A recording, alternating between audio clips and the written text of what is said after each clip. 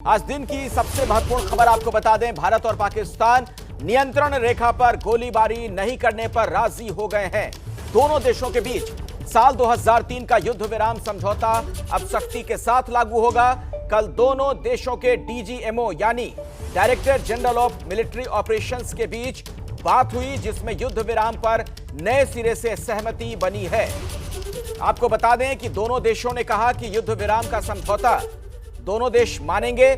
भारत और पाकिस्तान के बीच 2003 से युद्ध विराम लागू है। 2003 में प्रधानमंत्री वाजपेयी और पाकिस्तान के तत्कालीन राष्ट्रपति मुशर्रफ के बीच यह समझौता हुआ था, लेकिन पाकिस्तान की तरफ से लगातार इसका उल्लंघन होता रहा। अब एक बार फिर से बातचीत के बाद यह ठोस सहमति बनी है। पिछले साल पाकिस्तान ने 5133 बार युद्ध विराम तोड़ा था। पिछले साल पाकिस्तान ने गोलीबारी में 21 नागरिकों की मौत हुई। तो ये आप देख सकते हैं किस तरीके से लगातार इस समझौते का उल्लंघन होता रहा। पिछले साल पाकिस्तानी गोलीबारी में 71 लोग घायल भी हुए थे। और यही नहीं, 2020 में सीमा पार से गोलीबारी में सुरक्षा बलों के 24 जवान शहीद हो गए थे। 2020 में सबसे अधिक बार सीज फायर का उल्लंघन हुआ, 126 जवान घायल हुए थे सीमा पार से जो गोली चली थी। और पिछले साल पाकिस्तान ने कुल 5133 बार युद्ध विराम तोड़ा, यानी इसका उल्लंघन किया सीज फायर का। ये आप देख सकते हैं ग्राफिक्स के जरिए हम तुलनात्मक तरीके से बता दें कैसे इस समझौते का उल्लंघन हुआ। साल 2018 में 2140 बार, और ये देखिए उसके बाद ये घटना कैसे बढ़ती जाती है। साल 2019 में 3479 बार पाकिस्तान ने सीज फायर का उल्लंघन किया, और 2020 में सबसे अधिक 5000 से भी अधिक बार पाकिस्तान की तरफ से सीज फायर का उल्लंघन हुआ। यानी साल 2003 में जो समझौता हुआ था उसका बार बार उल्लंघन होता रहा।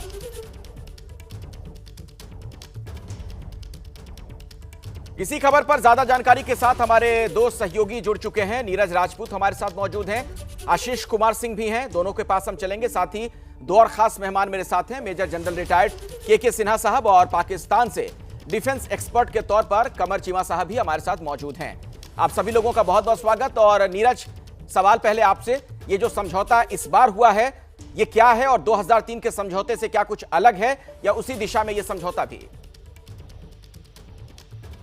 देखिए अखिलेश, जो समझौता दोनों देशों के बीच में हुआ था, भारत पाकिस्तान के बीच में, वो वर्ष 2003 में ही हुआ था युद्ध विराम को लेकर कि एलओसी पर दोनों देश फायरिंग नहीं करेंगे। लेकिन पिछले 7-8 साल से हम लोग देख रहे हैं कि किस तरह से दोनों देशों की जो सेनाएं हैं वहां पर जो है युद्ध विराम का उल्लंघन हो रहा है लगातार।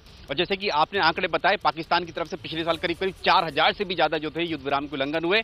दोनों देशों के जो सैनिक हैं न केवल फायरिंग करते हैं, राइफल से फायरिंग करते हैं, स्नाइपर फायरिंग करते हैं, बल्कि गोलाबारी भी करते हैं, जिसमें मोर्टार्स का इस्तेमाल किया जाता है। हमने देखा तोप का इस्तेमाल भी किया जा रहा है, आरटी गन्स का इस्तेमाल किया जाता है, तो और ATGM anti tank guided missile का इस्तेमाल किया जाता है, जिससे कि दोनों देशों के सैनिकों की क्षति तो होती है, जो आसपास के जो गांव के लोग हैं जो रहते हैं रिहायशी इलाके हैं वहां पर भी नुकसान होता है।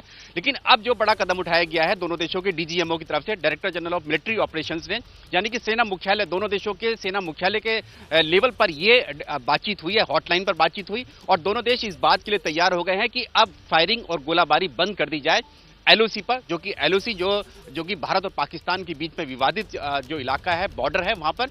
और ये माना जा रहा है कि ये बीती रात से ही ये लागू कर दिया गया है। समझौता वही है 2003 का, लेकिन अब अमल किया जाएगा, फायरिंग नहीं होगी। अगर कोई डिस्प्यूट होगा, मिसअंडरस्टैंडिंग दोनों देशों के बीच में होगी, तो दोनों देशों के जो डीजीएमओज है जिन्होंने बातचीत की है, उन्होंने कहा कि दोनों देशों के जो स्थानीय कमांडर्स होंगे, यानी कि कर्नल रैंक के अधिकारी या ब्रिगेडियर के, वो फ्लैग मीटिंग करके इस डिस्प्यूट को सुलझाएंगे। चलिए, मैं अब जरा आशीष कुमार सिंह का रुख करना चाहूंगा। और आशीष, मुझे याद आ रहा है कि लास्ट संडे की अगर बात की जाए तो आप लोगों का एक फ्रेंडली क्रिकेट मैच भी हुआ था पाकिस्तानी हाई कमीशन के साथ, जिसमें आप इधर पत्रकारों की जो टीम थी उसमें कप्तानी भी कर रहे थे। तो क्या यह माना जाए कि इसकी पृष्ठभूमि पिछले कुछ दिनों से तैयार होनी शुरू हो गई थी? देखिए अखिलेश, जिस मैच का आप जिक्र कर रहे हैं वो एक छोटा सा कंट्रीब्यूशन आप कह सकते हैं। खुश हैं कि अगर एबीपी न्यूज़ ने कोई भूमिका निभाई है। देखिए, लार्जर बात यह है कि ये बहुत बड़ा फैसला है। पठानकोट, उरी, इन हमलों के बाद पुलवामा, इसके बाद क्या था कि चीज़ें बहुत ज़्यादा एस्केलेट कर गई थी। नीरज बिल्कुल ठीक कह रहे थे कि बार बार पाकिस्तान की तरफ से सीज़ फायर का उल्लंघन किया जा रहा था, लेकिन मैं इसके बियॉन्ड आपको बताना चाहूँगा कि जो DGMO लेवल की बातचीत हुई है, निश्चित तौर पर अखिलेश आप सही कह रहे हैं, उसकी पृष्ठभूमि पिछले कुछ समय से पड़ रही थी और ये पॉलिटिकल डिसीजन है। ये आर्मी का ही डिसीजन हम नहीं कह सकते, ये पॉलिटिकल डिसीजन है जिसको कि कार्यान्वित किया है दोनों देशों के आर्मी ने। आप अगर याद करें, अब से कुछ दिन पहले 30 सेकंड में आपको बताना चाहूँगा, chief of army staff Pakistan और पाकिस्तान के नेशनल सिक्योरिटी एडवाइजर दोनों ने अपने बयानात में कहा था कि कश्मीर का जो मसला है उसको भारत और पाकिस्तान को पीसफुली डायलॉग से सुलझाना चाहिए, जिसका कि भारत सरकार ने खुलकर के स्वागत किया था और उसको पॉजिटिव जेस्चर बताया था पाकिस्तान का। उसके बाद पाकिस्तान के हेल्थ सेक्रेटरी को इन्वाइट किया गया था अब से चंद दिनों पहले रीजनल पार्टीज के कोविड कॉन्फ्रेंस में, जिसको प्रधानमंत्री ने खुद संबोधित किया था। तो यस, मैं ये कह सकता हूं कि इसकी नींव पड़ रही थी और बहुत जल्द आप देखें जिस तरह से इस ज्वाइंट स्टेटमेंट में कहा गया है, और भी बड़े अहम फैसले आने वाले दिनों में आपको दिखने वाले। ठीक है, और मेजर जनरल रिटायर्ड के सिन्हा साहब भी हमारे साथ हैं। सिन्हा साहब, देखिए, इस पूरे सब कॉन्टिनेंट के लिए, विकास के लिए बहुत जरूरी है कि शांति हो। क्या हम माने कि उस दिशा में अब एक ठोस पहल हम लोग कर रहे हैं, चाहे भारत हो या पाकिस्तान? देखिए अखिलेश जी, आपको यह समझना पड़ेगा जिस तरह से पृष्ठभूमियां बदल रही हैं। आपने ये भी देखा नदर्न बॉर्डर में जिस तरह से चीन के साथ अब पाकिस्तान के साथ भी एक शांति की पहल दिखाई दे रही है। ये आपने बहुत अच्छी बात बताई कि देखिए, ये साउथ ईस्ट एशिया रीजन के लिए नहीं, एशिया पैसिफिक रीजन के लिए बहुत इंपॉर्टेंट है कि ये इस तरह की शांति बहाल हो। जिस तरह से चीजें बिगड़ी हैं, पूरा का पूरा फ्लैश पॉइंट्स, फ्रिक्शन पॉइंट्स ये एशिया पैसिफिक के अंदर में है, और उसका सारा उसका सूत्रधार जो है वो चाइना है।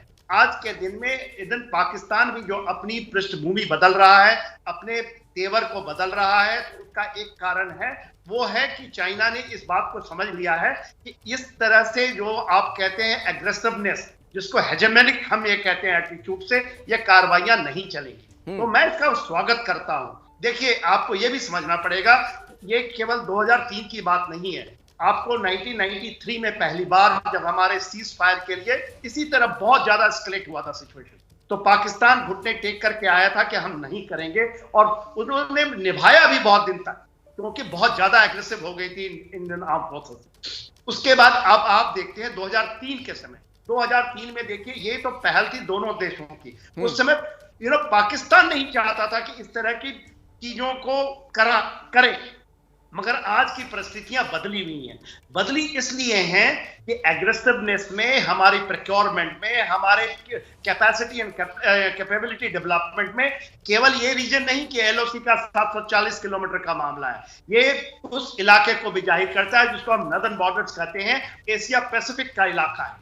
तो ये उन चीजों की परिस्थिति बदलती हुई जिसकी आप देखेंगे। इमरान खान कल आपको पता होगा श्रीलंका में थे, और उनको पहली बार परमिट किया गया कि इंडियन स्पेस को आप यूज कर सकते हैं। जब हमारे प्रधानमंत्री जाना था पाकिस्तान, तो उनको मना किया गया था 2 बार, मगर हमने गुड जस्टिस में उनको परमिट किया। जी, आप सही कह रहे हैं सिन्हा साहब। मैं आता हूं आपके पास, जरा मैं अब कमर चीमा जी को भी जोड़ना चाहूंगा, पाकिस्तान से हमारे साथ डिफेंस एक्सपर्ट जुड़े हुए हैं। कमर चीमा साहब, पाकिस्तान में किस तरह के रिएक्शंस आप लोगों को मिल रहे हैं अब जब यह समझौता हो रहा है कि अब गोलीबारी नहीं होगी सीमा पर?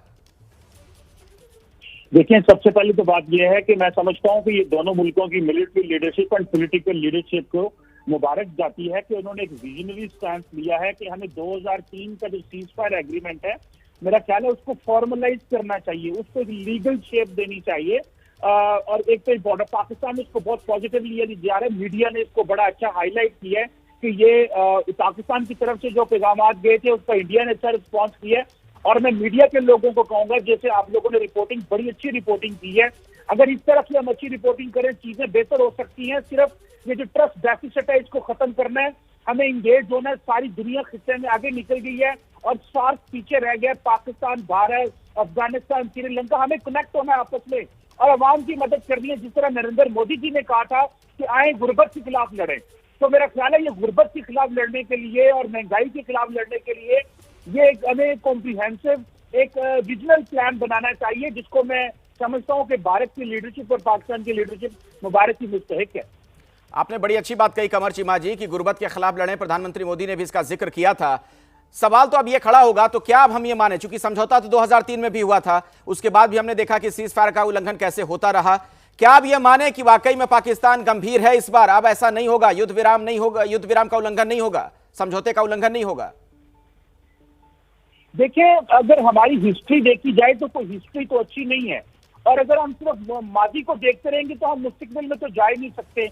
हमें आपसे 50 गिले, आपको हमसे 50 गिले, तो जो मकसद है वो है आगे की तरफ जाना, फॉरवर्ड लुकिंग अप्रोच के लिए। हमें माजी को नहीं सोचना। माजी में तो हम पता नहीं कितने घायल हैं, आप कितने घायल हैं, कश्मीर में क्या हुआ, LOC पे क्या हुआ, जंगें हुई, तो वो तो एक माजी का हिस्सा रह गया। और मैं एक बात बताऊं, मीडिया को छोड़ के अवाम इतनी बाशऊर हो चुकी है जनाब कि अब अवाम दोनों मुल्कों की कहती है कि हमें आगे की तरफ जाना है। तो ये अब लीडरशिप को चाहिए कि वो अवाम के इस जो जज्बात है उनकी रिस्पेक्ट करे, इनकी कदर करे, और अवाम को कनेक्टिविटी, हम क्यों नहीं यूरोप बन सकते, हम क्यों नहीं तरक्की कर सकते, क्यों भारत की सब्जी पाकिस्तान नहीं आ सकती, क्यों भारत की चीजें पाकिस्तान में नहीं आ सकती, क्यों पाकिस्तान की चीजें भारत में नहीं जा सकती। पूरी दुनिया ने बॉर्डर खोल दिए हैं, अब तो जमाने बदल गए हैं, लेकिन हम आज भी वही 150-200 साल। आप बहुत अच्छी बात कह रहे हैं कमर चीमा जी, बड़ा अच्छा लग रहा है, बहुत बढ़िया लग रहा है, मुझे आपसे बात करके खुशी हो रही है। बड़ी अच्छी अच्छी बातें आप कह रहे हैं, इधर की चीज उधर जाए, उधर की चीज इधर आए, लेकिन उधर के आतंकवादी भी ना आए, ये भी सुनिश्चित करना पड़ेगा पाकिस्तान को, तभी ये समझौता आगे बढ़ पाएगा, मुझे जहां तक लगता है। के सिन्हा जी, क्या मैं गलत हूं? आप एब्सोल्युटली सही बता रहे हैं। देखिए अखिलेश जी, आप जो सबसे बड़ी बात है वो आतंकवाद की बात है। भारत ने पाकिस्तान को मोस्ट प्रेफर्ड नेशन के तौर पे देता रहा। जो ट्रेड की बात कर रहे हैं, LOC, पूरा हमारा बॉर्डर खुला हुआ था, मगर किस चीज पे आप पर हम अटके हैं, वो आतंकवाद के मामले में। हमने कहा talk and terror can't go together, ये हमारा स्टैंड है, आज भी स्टैंड यही है। देखिए, यदि FATF, यार कमर चीमा के साथ मैं बहुत डिबेट करता हूं, हर एक समय आता हूं, मैं इनको बता दो बहुत अच्छा है जो ये बातें आज कर रहे हैं, मगर ये स्टैंस चेंज नहीं होने चाहिए। मैं आपको याद दिलाऊं आज के दिन में क्या हो रहा है।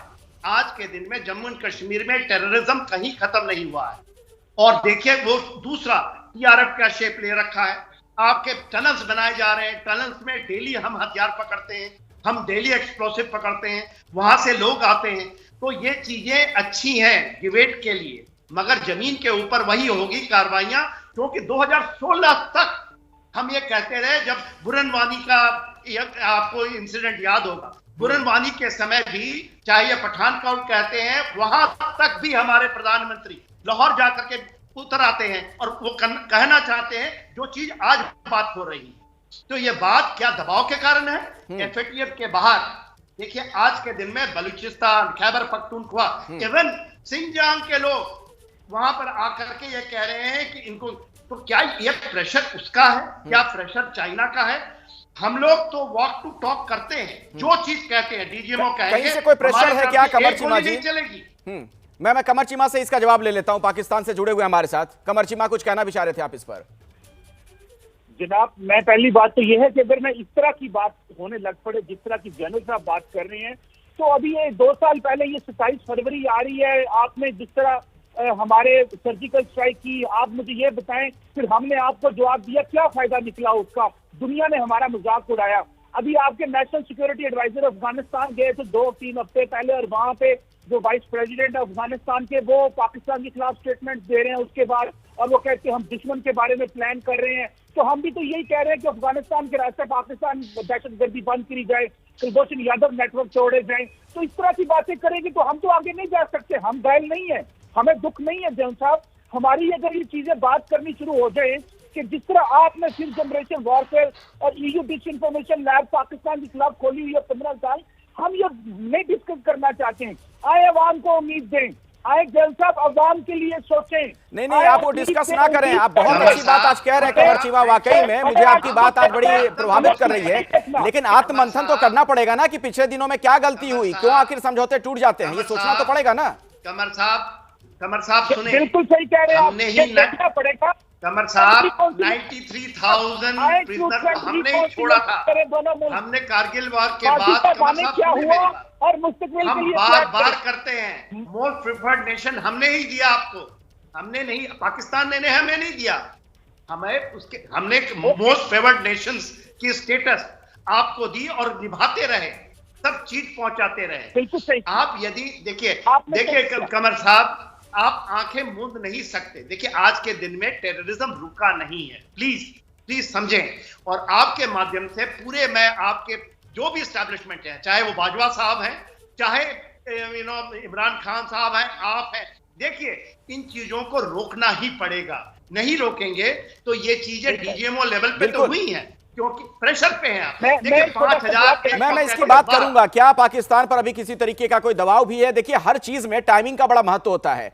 अगर इस वक्त यह समझौता हो रहा है और एक बार फिर से कहा जा रहा है कि 2003 के समझौते को अब पूरी तरीके से हम लागू करेंगे, पाकिस्तान इसके लिए राजी हो रहा है, तो इसके पीछे क्या वजह हो सकती है, इस पर भी हम बातचीत करेंगे। तो भारत और पाकिस्तान के बीच एक बार फिर से 2003 के समझौते पर अमल करने की बात हुई है और इस बार कहा यह जा रहा है कि अब वाकई में सीज फायर का उल्लंघन नहीं होगा, पाकिस्तान भी इसके लिए राजी हो गया है।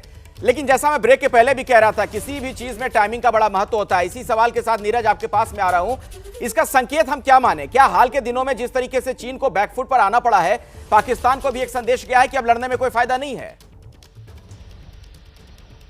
बिल्कुल अखिलेश, आपने बिल्कुल ठीक कहा, टाइमिंग भी देखनी पड़ेगी। अभी हाल ही में भारत ने चीन के साथ भी डिसएंगेजमेंट किया है, लंबा एक टकराव चला, 9 महीने तक चला। और कल की अगर आप सुने जो थल सेना प्रमुख जनरल MM नरवणे ने कही थी, जब उनसे सवाल किया गया कि भारत जो है 2 फ्रंट वॉर के लिए तैयार है, कि जब चीन के साथ टकराव चल रहा था क्या पाकिस्तान की तरफ से भी कोई मूवमेंट हुआ उनकी सेना का, तो उन्होंने साफ तौर से कहा कि जब चीन के साथ भारत का टकराव चल रहा था तब पाकिस्तान की तरफ से भी कोई किसी भी तरह की हमने मूवमेंट नहीं देखी थी। सेना की जो डिप्लॉयमेंट, पाकिस्तानी सेना की जो डिप्लॉयमेंट वो पहले होती थी, यानी कि चीन के टकराव से पहले ठीक वैसी ही थी, कोई उसमें बदलाव नहीं आया था। यानी कि उन्होंने साफ तौर से कहा कि पाकिस्तान की तरफ से जब चीन के साथ टकराव चल रहा था तो पाकिस्तान की तरफ से कोई युद्ध की ऐसे कोई असर नहीं देखा गया कि पाकिस्तान और चीन एक साथ गठजोड़ कर रहे हो। तो ये बयान अपने आप में बहुत महत्वपूर्ण है। उन्होंने साफ तौर से ये बताने की सवाल ये भी है कि पाकिस्तान की तरफ जी, और सवाल ये भी क्या इसके पीछे कोई अंतर्राष्ट्रीय कूटनीति भी आप देखते हैं क्या? क्योंकि चीन जब अतिक्रमण कर रहा था तो ये कहा जा रहा था कि अब पाकिस्तान को एक तरीके से मौका मिल रहा है, 2 फ्रंट पर भारत को लड़ाई लड़नी पड़ेगी, लेकिन इसका उल्टा हुआ, चीन भी वापस लौट रहा है, पाकिस्तान भी समझौते की टेबल पर आ गया। देखिए अखिलेश, 2 बातें मैं बताना चाहूँगा कि आप मुझे बोलने दें। एक, जो आप स्टूडियो में गेस्ट से डिस्कशन कर रहे थे, देखिए हमको पहले ये समझना पड़ेगा, मैं फिर से दोहरा दूँ, पॉलिटिकल डिसीजन है। जो फैसला उधर से इमरान खान, जनरल बाजवा और इधर से प्रधानमंत्री मोदी और लार्जली नेशनल सिक्योरिटी एडवाइज़र ने लिया है, वो आपसी सहमति से लिया है, क्योंकि विलिंगनेस थी पीस को किसी तरह से स्टैब्लिश करने के लिए। अब हम आ जाते हैं कि इसके पीछे की वजह क्या। अखिलेश, मुझे लगता है कि ये कूटनीतिक भारत की जीत है। मुझे लगता है कि पूरी तरह से जब पाकिस्तान को इस बात का एहसास हो गया कि धारा 370 कश्मीर से हटाने के बाद उनकी दाल नहीं गलने वाली है, इंटरनेशनल फोरम पर इस मुद्दे पर पाकिस्तान को कहीं भी सपोर्ट नहीं मिल रहा है, भारत कहीं आगे है, भारत ने विश्व समुदाय को कन्विंस कर लिया है। उसके बाद जनरल बाजवा का ये बयान आया कि कश्मीर मुद्दे को बातचीत से सुलझाना चाहिए, कॉर्डियल एटमॉस्फेयर में बात करनी चाहिए। उसके बाद उनके नेशनल सिक्योरिटी एडवाइज़र का बिल्कुल हूबहू ऐसा बयान आया जिसको भारत ने स्वागत किया। तो मुझे लगता है कि ये बड़ी भारत की, प्रधानमंत्री मोदी की, नेशनल सिक्योरिटी एडवाइज़र की कूटनीतिक जीत है। बिल्कुल, और ऐसे में एक सवाल ये जरूर है कि क्या पाकिस्तान के लिए हम कह सकते हैं कि देर आए दुरुस्त आए, अब जाकर ही सही, लेकिन उन्हें अक्ल आ गई है कि कोई फायदा नहीं है लड़ने में। कमर चिमा जी के पास में इस सवाल के साथ जाऊंगा, पाकिस्तान से हमारे साथ जुड़े हुए हैं और के सिन्हा साहब भी हैं।